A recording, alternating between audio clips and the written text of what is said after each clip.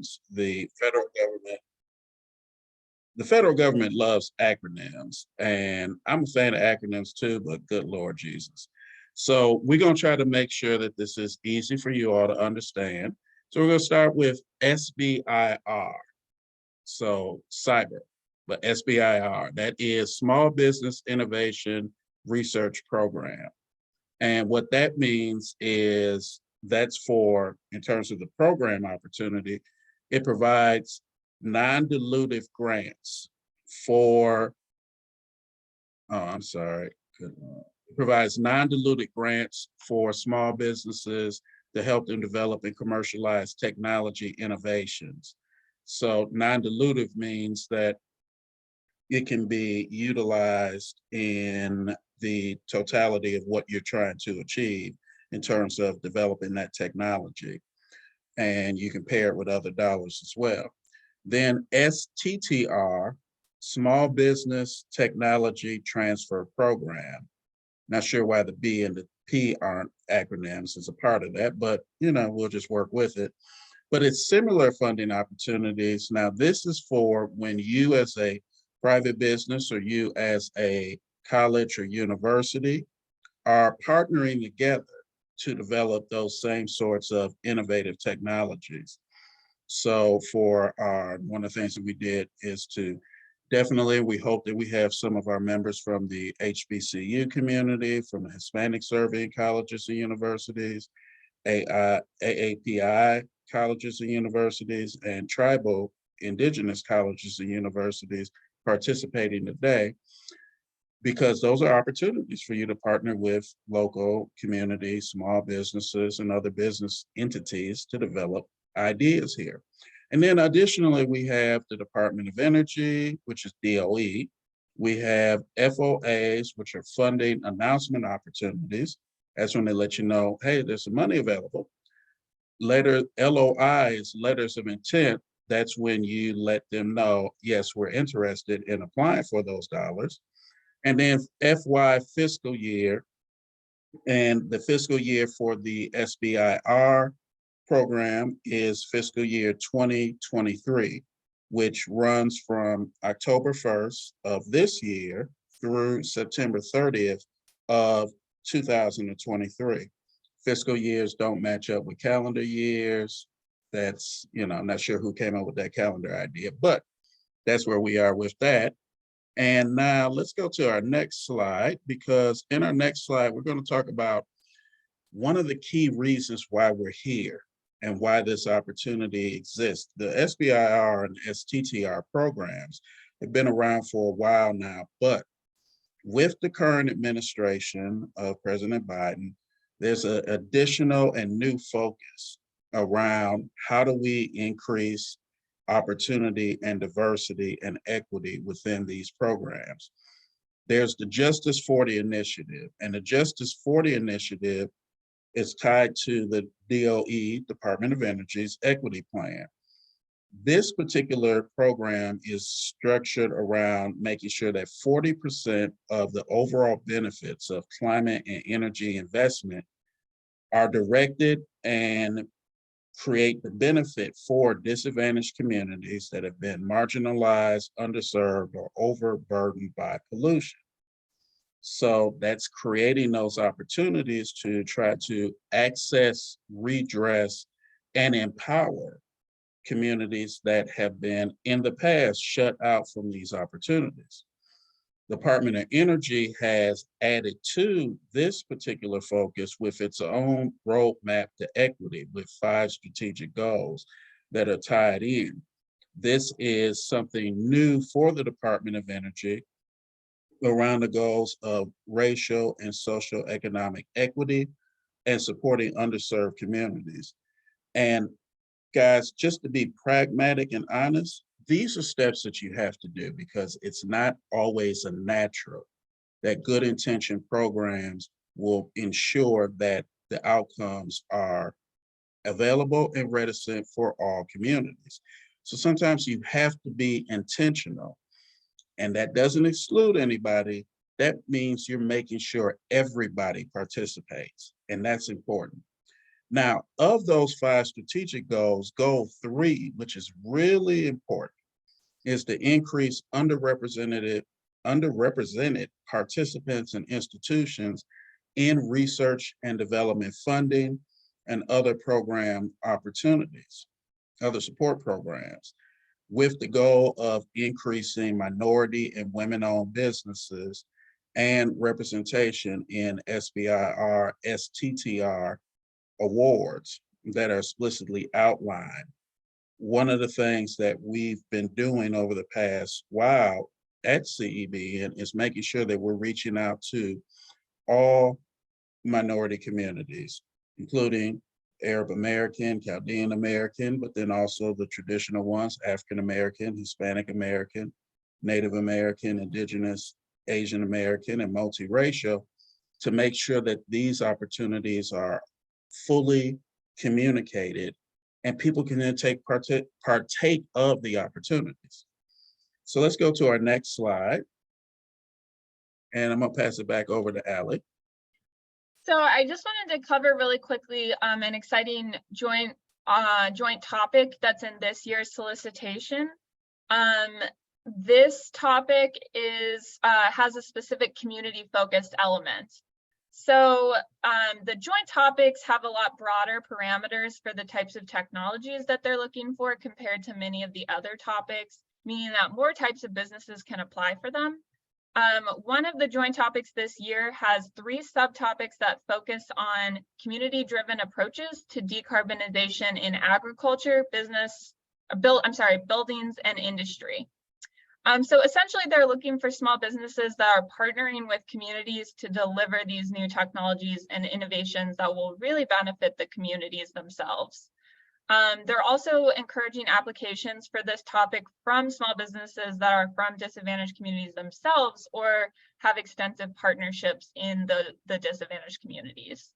The topic also includes a subtopic for transportation, but it doesn't include a community-driven approach area of interest as part of the transportation subtopic.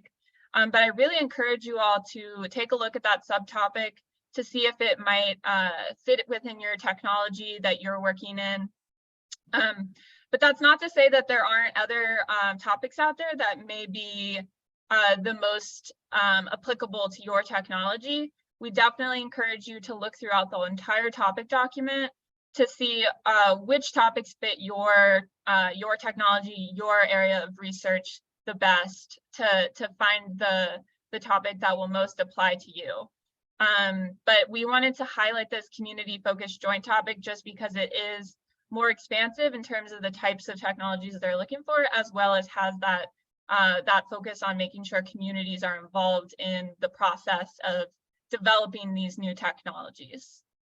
All right, and we'll be sharing this slide deck after the event, so definitely encourage you to check out that topic once we share out the links. Next slide. So thank you, Allie. And some key dates, and one of the things I want to go back and highlight from that last slide is you saw the young ladies in the office building in the urban community, and then you also saw the farmland.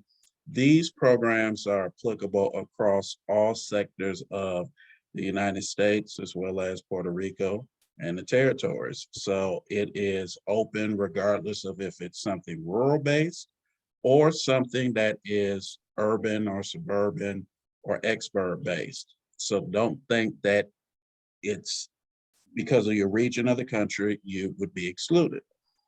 So the key dates that you're going to want to focus on are going to be, topics are available, and there's a wide range of topics. Good Lord, I blew my mind, all of the different possible areas where you can develop technologies around innovation and technology transfer, and especially in the clean energy sector.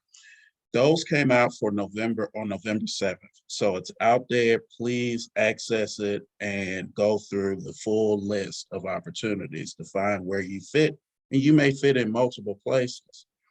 Then the funding opportunity announcement next is going to be December the 16th, and that's when they'll get into more specific details regarding allocations and process and other components, and there's going to be a webinar on December 16th as well. So you're going to want to participate in that webinar and get that information so you can then go back and drive what are your next steps, be it if it's the STTR or the SBIR.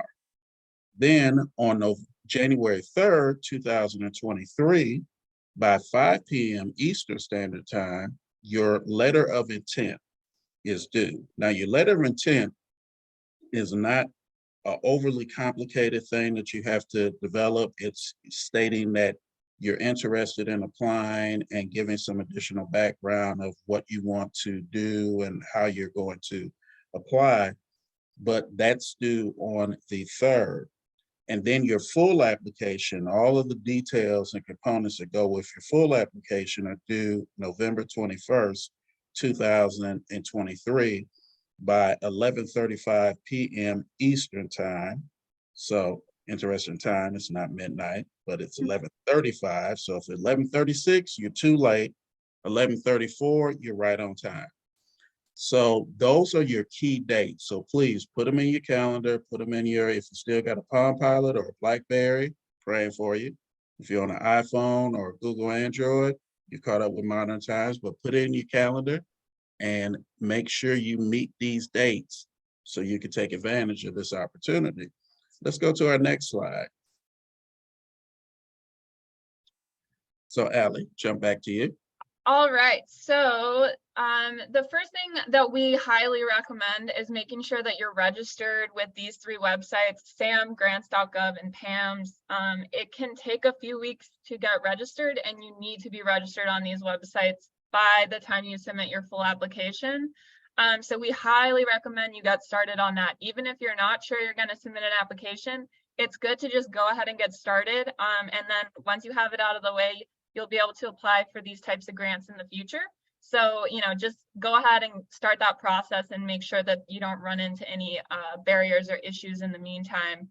And we'll share some contact information for what to happen if you do run into technical difficulties later on. But yeah, definitely recommend getting started on that. And we also have a couple of resources for you. We recommend reviewing the topics as we mentioned earlier. The previous releases FOA, which is basically instructions for how to apply for this grant opportunity. You can read over that now to get a sense of what that process will look like. Even though the current FOA isn't released until December 16th, it should be a fairly similar process to the previous releases FOA. So you can review that just to see what that process will be like and get a sense of the amount of work and amount of the things that you'll need to be submitting. The DOE's SBIR website has a lot of really helpful materials, including submission instructions, helpful templates, and an application checklist. There is a lot that you need to submit and a lot to do in order to put in your full application. So definitely look over those materials. They're really helpful for making sure that you're on track and that you're submitting everything you need to be submitting. All right, next slide. So there are a number of assistance programs and support organizations to help you be successful because, as remember what we mentioned, this is something that the federal government and the Department of Energy wants you to be successful in. As we continue our evolution of energy, of technology, of innovation and research, we need you to be successful. So I'm going to go over a few of these with you. One is the DOE's Phase 0 Dawnbreaker Program.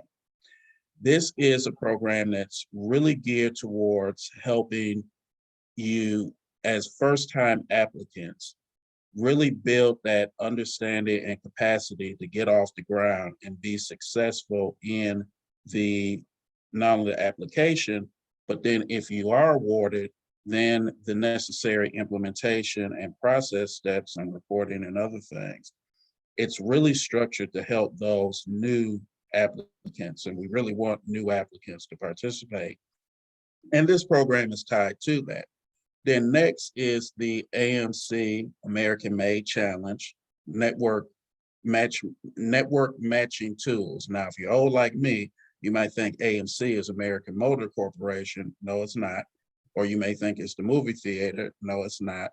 It's the American Made Challenge, which is a part of this overall continuum of support to help bring these technologies forward and support the infrastructure of you all as innovators, you all as universities that are moving in these spaces. So you can find additional support programs and entities to work with through there as well. Then you have the FAST program, which is Federal and State Partnership Program, and other local resources that you can see through the links that will connect you as well to other partners and other possible mentors and others that can help you through the process. Then you have the Arrowhead DoE SBIR Accelerator Program as another resource. You have the GAFC awardees in your states that support underrepresented entrepreneurs. So there are some who went through this that can then provide that expertise and that experience to help you through. And then you also have SBIR training resources through Pathways United. So there are a number of programs that are in place to help you succeed. This is not set up to have you apply and get lost in the sauce, but to help you be able to really grow and make these things work. So next, and I want to talk a little bit more about the Dawnbreaker program in terms of you all signing up for that one. It's first come, first serve. It's free assistance to first-time applicants. So if you haven't been through this process before, and while it's a consuming process, it's a process where you can get the assistance here if you're the first-time applicant to really help get you up to speed and capacity. It will also look at your letter of intent before the deadline for submission, and also will help you with looking at your application review. It'll provide you with help for preparation as well as registration, market research, and additional tutorials to really help build the information, the knowledge, and the approach that you're going to need to be successful in this. Like we said, but it's first come, first serve. So definitely apply as soon as you can to get into this particular program. The tutorials that are available on the website will be available regardless of first come, first serve. So that's going to be free information, and also regardless of if you've applied before. So that part is something where you can go back if you've been a previous applicant and update your information of understanding what's taking place and increase your capacity. So let us go to our next, and Allie, I'll kick it back to you. Yes, and I see Dr. Alice Prince from Pathways United is here. Just since we just mentioned you on our previous slide, do you just want to really briefly talk about your all's work? Absolutely, absolutely. So everybody, please, I will put my information in the chat for you. I am the CEO of Pathways United, and I am very passionate about working with small business owners, business owners, minority business owners, disadvantaged business owners, women business owners, connecting them to the Department of Energy Resources. I have a full grant writing team. We will craft your proposal for you. We will help write your biographical sketch. You may not know what that means, but we will help you write that. We will help you with your letter of intent. We will help you register for PAMS and help you with the whole submission process. We will help you with your support letters and getting your team together so that you can have your strong proposal. You are the entrepreneur. You are the innovator. That's what you are. So what we want to do is we're the grant writers. We are the proposal writers. We want to help you build the strongest proposal possible. So that does mean your team, it does mean your biographical sketch, your budget narrative, all the other ancillary documents that you may need. If you've never done this submission process before, it's okay. If you've already done the submission process before, it's still okay. We will help you with all of it. And we work 7 days a week because we know we need to meet our entrepreneurs where they are. So that's just, I could go on and on because I'm really passionate about this, but I won't take up much more time. I will put all of our information in the chat so that you can reach out to us. Please, please do reach out to us. Thank you so much for allowing me to say something. Yeah, thank you, Dr. Prince, for sharing. We're really happy to have you on this call. And if anyone else is joining us from an organization that offers support work, we can save a little time at the end to introduce yourself, but please feel free to put your information in the chat as well. So I'm going to move on to talk about the power connectors. So in addition to CEBN, there are 4 other power connectors that can help provide support on your SBIR application.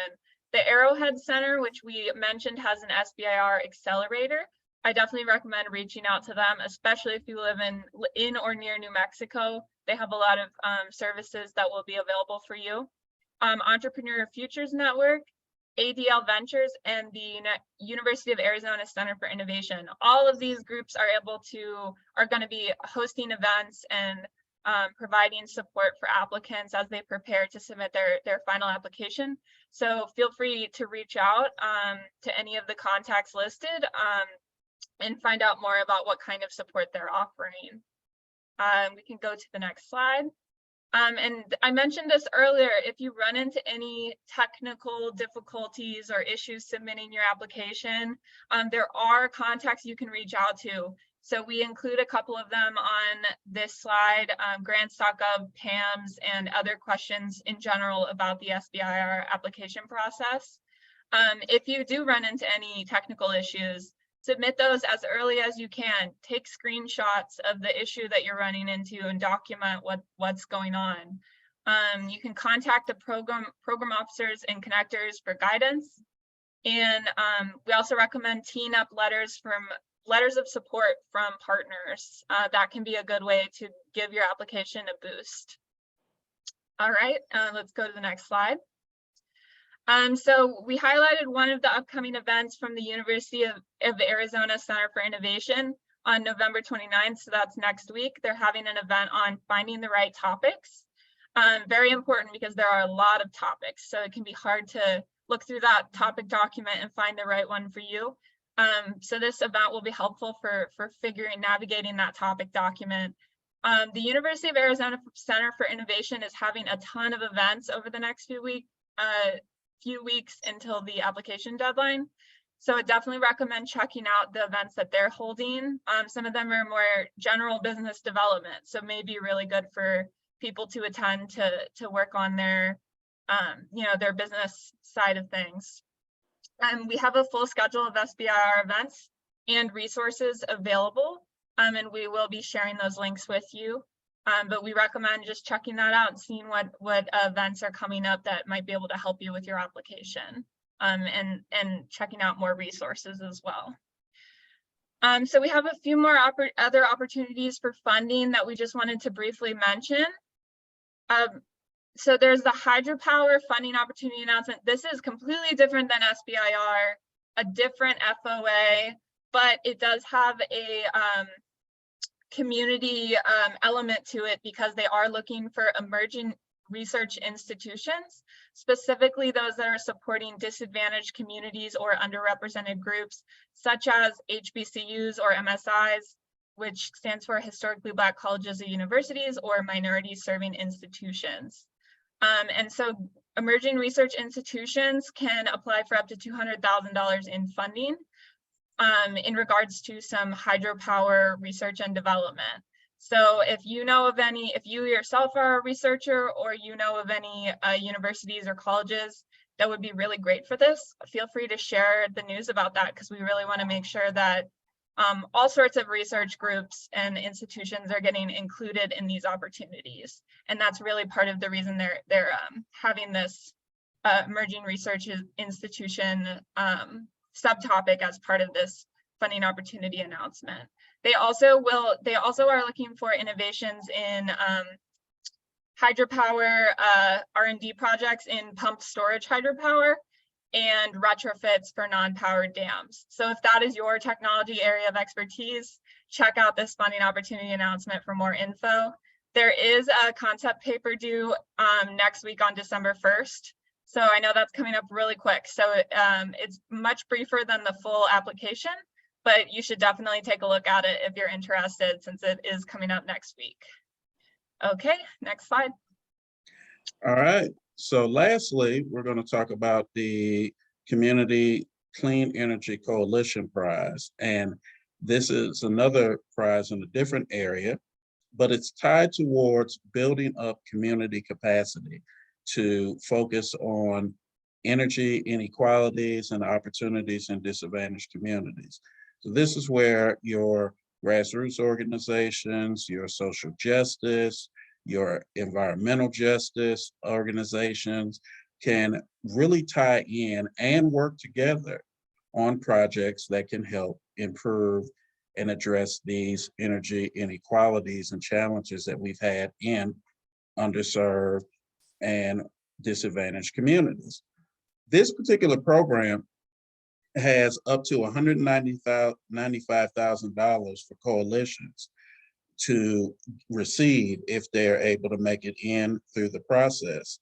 And so just to give you a little bit of example of some of the types of projects that one could bring together in terms of a community coalition, could be anything from working on energy efficiency upgrades in residential or commercial settings, or clean energy projects to help lower energy costs, both once again for residential consumers, but also in small business environments, workforce training programs for new jobs in clean energy, resiliency projects for areas at risk of natural disaster, which unfortunately is a growing thing across the country, the growth of climate effects and how it's impacting different areas that didn't normally have natural disasters or those type of weather events now we're having. So this is something that can be definitely utilized in a broad range of communities. And then also any of the activities that are done also aligning with the Justice40 initiatives are applicable. Now, with this particular program, the community coalition has to be anchored by a nonprofit. And then in partnership going forward, it can include municipal government, possibly county government, school districts, K through 12, or charter school districts, either public or charter, or maybe even private, small businesses, other community organizations, colleges and universities. So the goal is to have a broad cross-section of groups coming together to work on a project. The application period for this is due by December 7th for phase 1. 10 organizations will be awarded dollars in phase 1, and that's $30,000 that they'll be awarded to get their projects going. It's a cash prize, so think of it as a down payment to help the coalition get off the ground and get the project going. Now, all 10 finalists will receive an additional $115,000 in April 2023, which also happens to be my birthday. So congratulations for the gift from me as a magnanimous birthday boy to you all. But no, I'm just kidding. No, but in reality though, this will help the organizations continue to move the project along as long as you're meeting the requirements. So if you are a winner in the first round, you're going to have the ability to access $145,000 to move your project along and impact your community. And then at the end, in November of 2023, the coalitions, the ones that have won, the 10, will submit their final impact plans, and one will be chosen for a grand prize of $50,000 additionally to further expand on and implement their program and their impacts.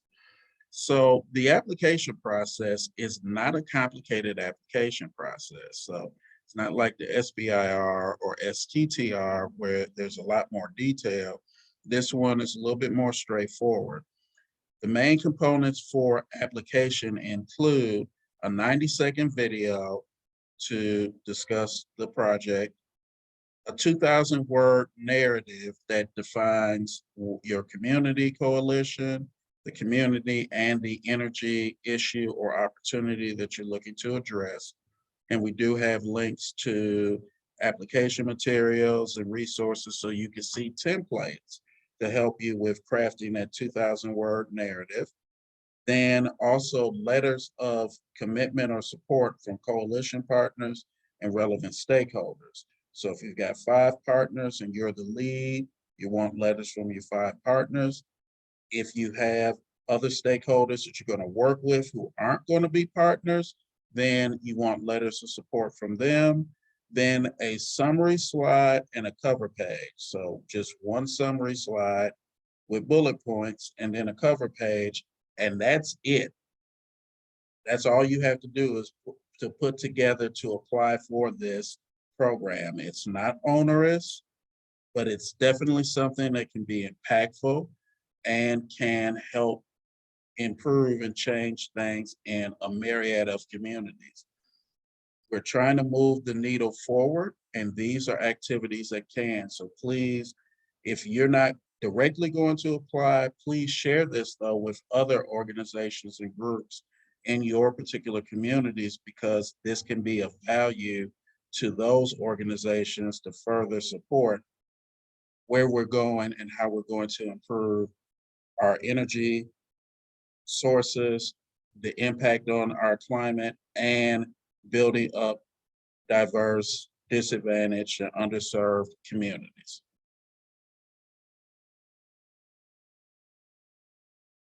All right, so now we have a lot of time for any questions. I saw a couple in the chat I just wanted to address really quick.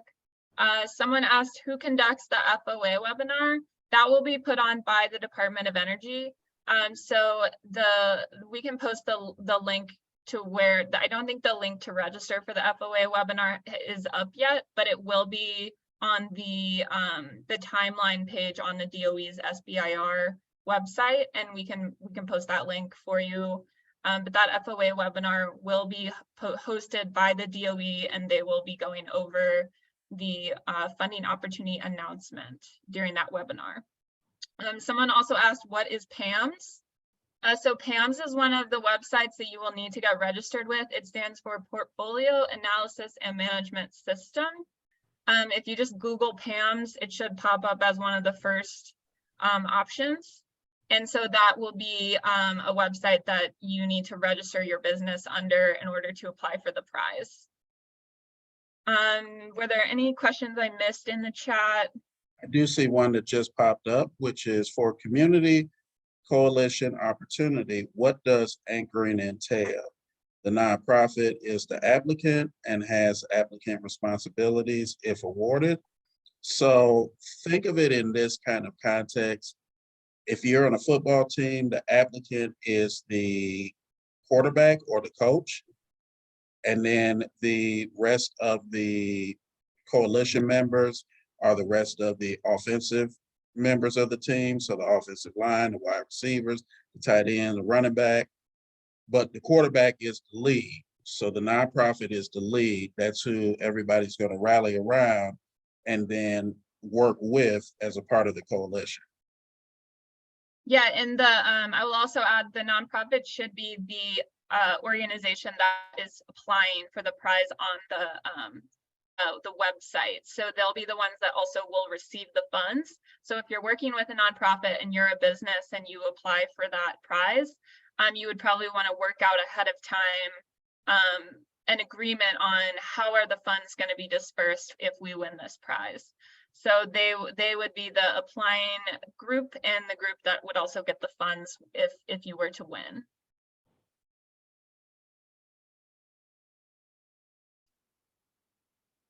Okay. Yeah, Lynn had a good point about Googling terms for systems, that there can be websites that try to mimic the government sites. So we'll post the link to the PAM service to make sure you all have the right link.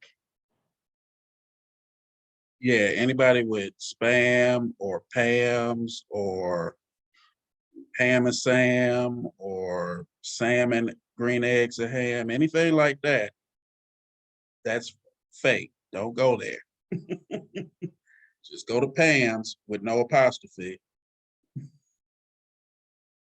Yeah, and I think that the DOE SBIR website has a helpful just like page where like all of the links of the groups you need to look at are included, and we can find that link for you.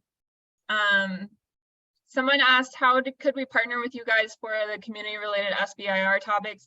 So since we are working with the Department of Energy to support applicants on this prize, we ourselves cannot be an applicant on SBIR, but we can, we do have some services on our website for trying to find partners. We have a partnering sheet for people interested in justice, equity, diversity, and inclusion initiatives.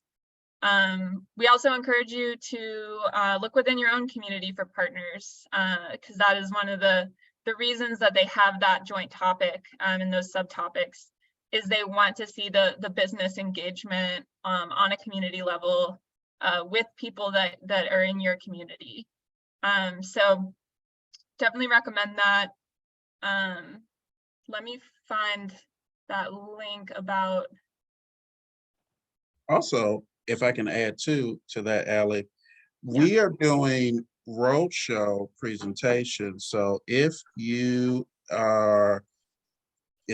organization or group is having a meeting this month, we would be potentially available to come and speak, 5, 10, 15 minutes in your meeting agenda to go over the Community Coalition Prize with you and with your stakeholders. So then that way they can get additional information and you all can then organize and game plan on how you're going to go after that. And I think one other thing too to consider is that there's not a prohibition for an organization, a business, a HBCU or minority serving college from being able to apply to multiple opportunities. So you could be a part of a STTR and then also go at the hydropower and then also be a partner to a nonprofit going for the Community Coalition Prize. So there's multiple opportunities here. There's not a definite, well, not a definite, but there's not a segregation that says you can only be in one lane. The efforts that we have to do to address fixing where we are and making our energy, resources, and environment better takes a all of everything approach, which means we need everybody that wants to be a part, and there's multiple ways for you to participate. So don't think you're limited to just one area. If you're a business, but you work with community organizations and you all are interested in looking at, or you think they may be interested in looking at the Community Coalition Prize, get with them and look at it. And if you want to set up something and we come and make a presentation before the end of the month, then we would definitely do that. So don't sleep on these opportunities and don't limit yourself. Guys, do not limit yourself on these opportunities. Yeah, and I completely agree. We also have a funding database on our website that includes we try to compile as many of these kinds of opportunities as we can. So definitely encourage people to take a look at that and find out all the different opportunities that are out there. And I see one more question in the comments. How many LOIs and SBIR applications can we submit per release and fiscal year? So I don't think that there is a limit on the number of applications you can submit, although they have to be for different technology or project streams, I believe. And Dr. Prince, I don't know if you have any insight on that. I believe that Yeah, I do. For LOI for each submission. So the Department of Energy puts out 2 submissions a year. The FOA comes out December the 12th. They've already released the topics. It comes out on December the 12th. The LOI is due on January the 3rd, and the full submission is due on February 22nd. As a small business, you can submit up to 10. okay. You can submit up to 10. Up to 10, yes. But they need to be for different a different application for each one. So it couldn't be for the same exact project or the same exact technology design.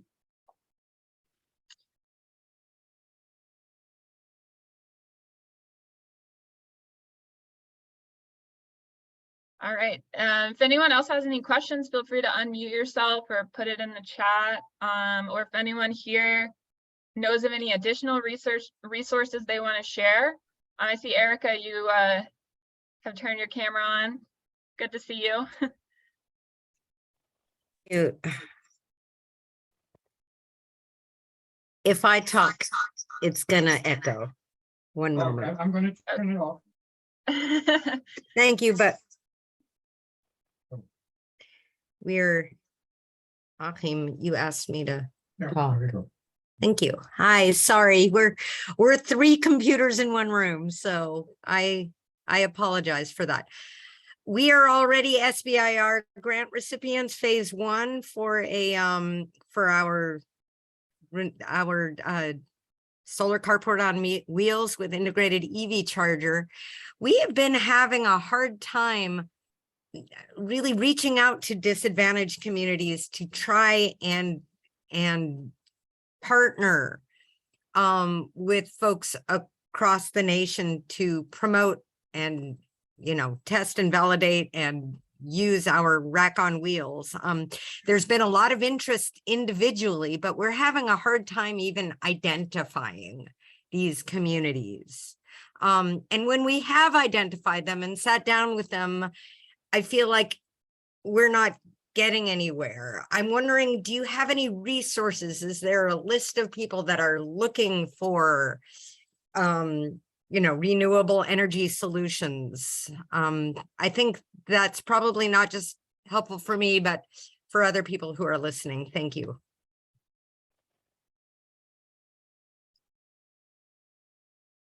Allie, do you want to take that, or do you want? Yeah, I mean, it's a great question, and I think that it's nice to hear that you're really working on that outreach.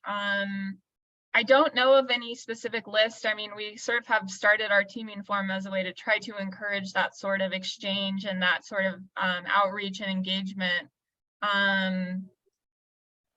But yeah, I guess I would say that it might just be a matter of continuing to do outreach and continuing to get meetings with people to see who's interested. Eric, do you have any insight you would like to share? Yes. So one of the things in terms of targeting and engaging different communities is really that sort of due diligence that you do in the front end to determine, all right, our value proposition, what we're bringing to the table, and what are the types of organizations that could conceivably be partners or be of value or be of benefit to work with, where we would bring our idea to them. So you do want to do some initial background research to determine which organization types are going to be the audiences where you could connect to and engage with. So that's one. So then that way, once you do that, then you have an understanding of how are you going to go in and communicate based on what they're doing, and also their reach as an organization, because not every organization has proactive reach to a broader audience or broader stakeholders or a strong voice in their particular community.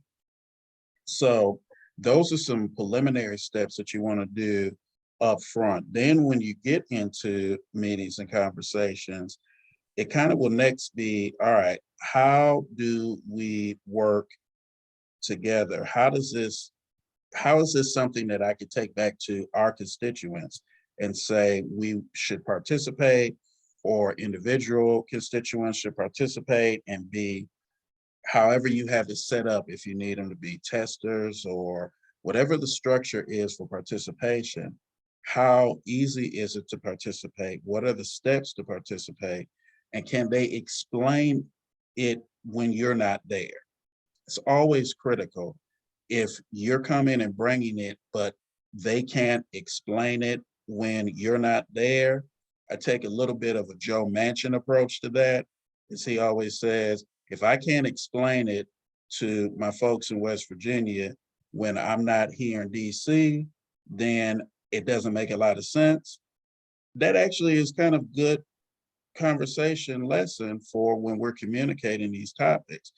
If we're talking to an organization and then we're not there, do they have the ability to communicate what we're hoping to accomplish with that diverse community?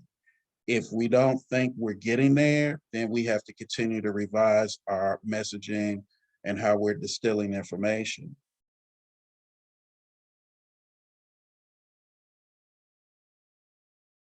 Thank you very much. Yeah, and Erica, since you've won an SBIR award before, do you have any words of wisdom for people thinking about applying? Well, sure. Also, anybody out there who has any questions whatsoever or have any interest in collaborating with us, you know, I've already gotten a couple of interesting connections just from this very webinar, and I'm very grateful for that. What I can say is that we busted our butt for phase 1, and we will be busting our butt for phase 2. What I found interesting is once we did clench a phase 1, there were a lot of folks out there that were interested in collaborating with us for achieving the phase 2, which of course is a considerable larger amount of money. So what I want to say is, if you have a vision for that phase 1 and you're able to clench the phase 1, really the phase 2 is where the rubber kind of meets the road. And that is and continues to be a very exciting part of it. I would just say, dot your I's, cross your T's, and really milk that Dawnbreaker. It was an amazing experience to have them support us. So anybody going in for first time, especially women owned, they will give you that support. They'll hold your hand. You get, you know, free budgetary support for understanding direct costs, indirect costs. I could not have done that on my own. And I found the DOE's Dawnbreaker very helpful. Yeah, that's really helpful. And I think that comment about phase 2 is also very applicable because, yeah, once you get the phase 1 grant, you then have the opportunity to go for phase 2, which is even more funding. And they also have additional support services available to innovators to really commercialize their technologies. So it's an exciting prospect when you're able to get there. Thank you. Yeah. I saw Conrad had a question about the 10 submissions per fiscal year include those in which the entity is a consultant or subcontractor. I'm not sure about that question. I would think that if you're not the main applicant, then you could be on more, but I don't know if anyone else has any insight on that.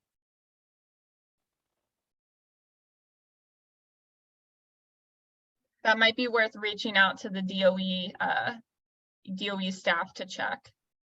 Yeah, I was gonna say every body is different in terms of if you put them as a subcontractor or a consultant.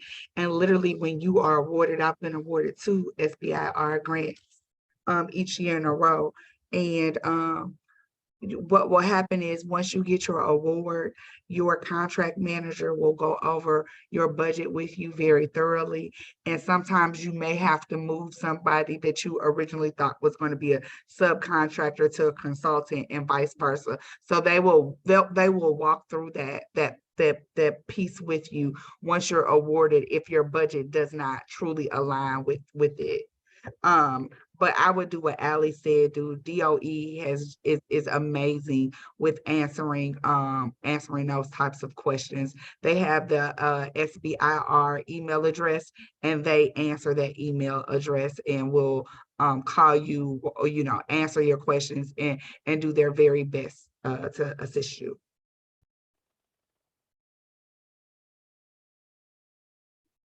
Yeah, and it looks like Lynn just dropped that email address in the chat for anyone who has some really specific technical questions about applying.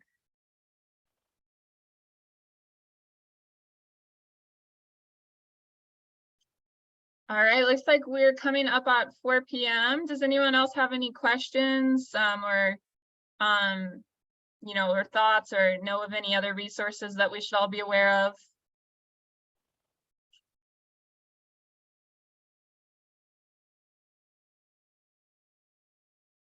I think everybody's set.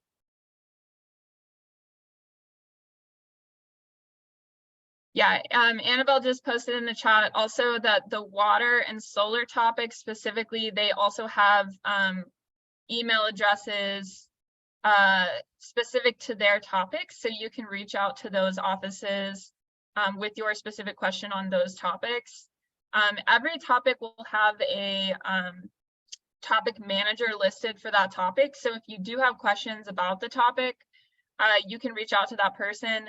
They aren't able to tell you, if you're trying to ask, does my technology fit into this topic? That is not something that they could clarify. That is what the purpose of the letter intent is, to let you know whether or not your technology or your idea is responsive to the topic. But any other types of questions regarding the topics, you can reach out to that topic manager. Nick asked, where can I post a question? I'm not sure if you mean in general, if you have questions, you can reach out to those emails that we mentioned.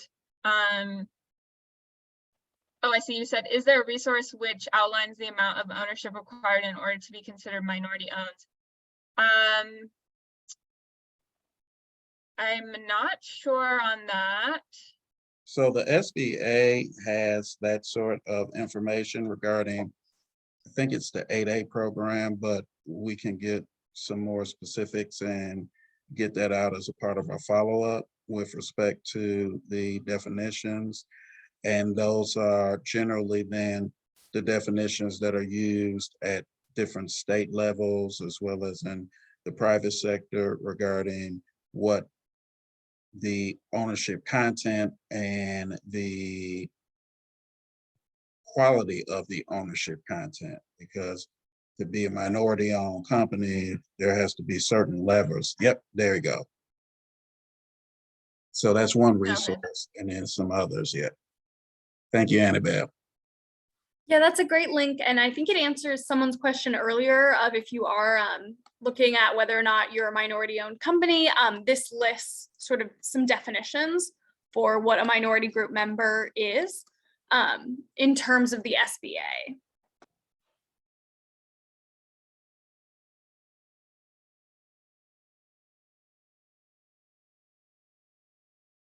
And I see Nick or Ed asked, does the DOE have any NOIs out there that might reuse your cited resources? Some of the resources that we pulled are straight, I assume NOIs, I believe, is notice of intent. So the SBIR website has a lot of the resources that we mentioned. Some of the resources we also include, we have a blog post on our website where we've included a lot of these resources. But we will be sharing the PowerPoint with you all so that you'll have links to everything we've mentioned so far. I am not aware of any notices of intent that would have the resources that we cited, unless I'm misunderstanding your question.